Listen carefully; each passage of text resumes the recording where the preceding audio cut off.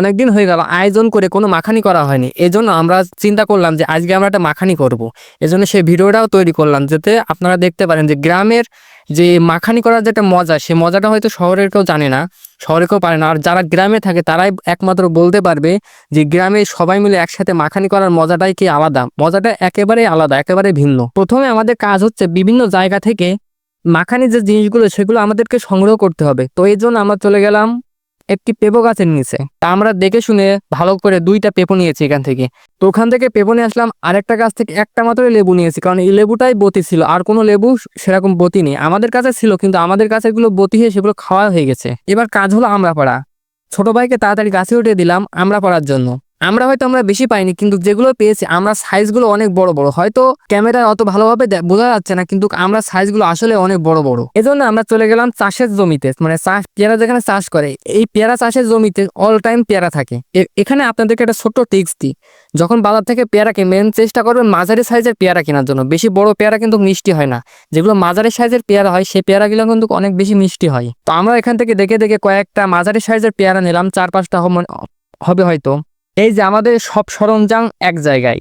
এবার আমি কাকুকে কাটতে দিলাম পেঁপো, কিন্তু এখানে আমার একটা জিনিস ভুল হয়েছে। কাকু পেঁপো কাটতে অতটা পারদর্শিক না, কারণ পেঁপো কাটার জন্য কিন্তু একটা পারদর্শিক মানুষ হওয়া চাই।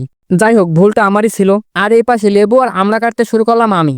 এখানে আমড়ার খোসাগুলো আমি খুব পাতলা করে কাটছি, কারণ আমড়ার খোসার মধ্যে একটা টক জাতীয় জিনিস থাকে। সেই টক জাতীয় জিনিসটা যাতে আমড়ার ভেতর থেকে বেরিয়ে না যায়, সে কারণে আমি খোসাকে খুব পাতলা করে কাটছি। আস্তে আস্তে দেখতে দেখতে আমাদের সব কাজটাই কমপ্লিট হয়ে গেল।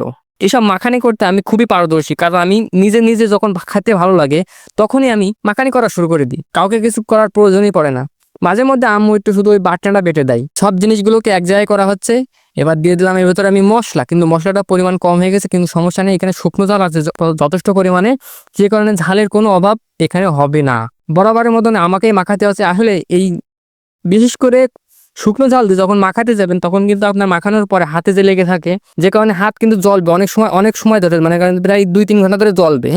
এজন্যই কাকু মাখাতে যাচ্ছে না, শেষে আমাকেই মাখাতে হলো, কারণ আমি এইসব কাজ করে অভ্যস্ত। একটু জ্বললে সমস্যা কি, ওখানে একটু লবণ পানি টানি দিয়ে দিলে এমনিতে পরিষ্কার হয়ে যাবে। সবাই কিন্তু মজা করে খাচ্ছে, এখানে 4-5 জন লোক আছে, কিন্তু তারা কচ্ছে যে আমাদের ভিডিও করে না, তাই আমি কাকু আর আমার ভিডিওটাই করলাম, কোনো সমস্যা নেই, কিন্তু খেতে সেই স্বাদ হয়েছে। কিন্তু এখানে একটা জিনিস আমরা মিস করে গেছি, সেটা হচ্ছে তেঁতুল। গ্রামে বললে ভুল হবে, আমাদের পাড়ায় কোনো তেঁতুল গাছ নেই, যার ফলে তেঁতুল সংগ্রহ করতে পারিনি। তবে একটু কষ্ট করলে তো তেঁতুলের সংগ্রহ করা যেত। কাঁচা তেঁতুল, পাকা তেঁতুলের কথা কিন্তু আমি বলছি না।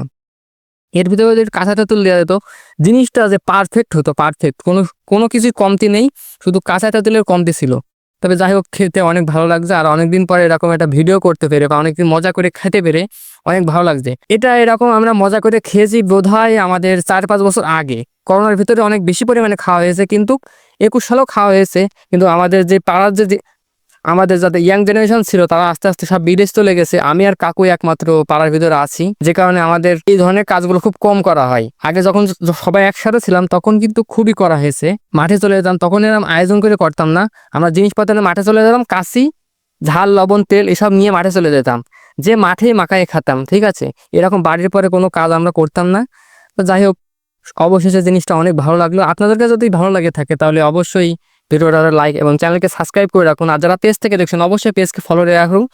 এছাড়াও আমি কিন্তু নানা রকমের জ্ঞানমূলক, কৃষি বিষয়ক জ্ঞানমূলক ভিডিও ছাড়বো ইনশাল্লাহ। আর ইতিমধ্যেই কয়েকটা ছেড়েছি, আস্তে আস্তে ইনশাল্লাহ আরও ভালো কৃষি বিষয়ক ভিডিওগুলো ছাড়ার চেষ্টা করবো ইনশাল্লাহ।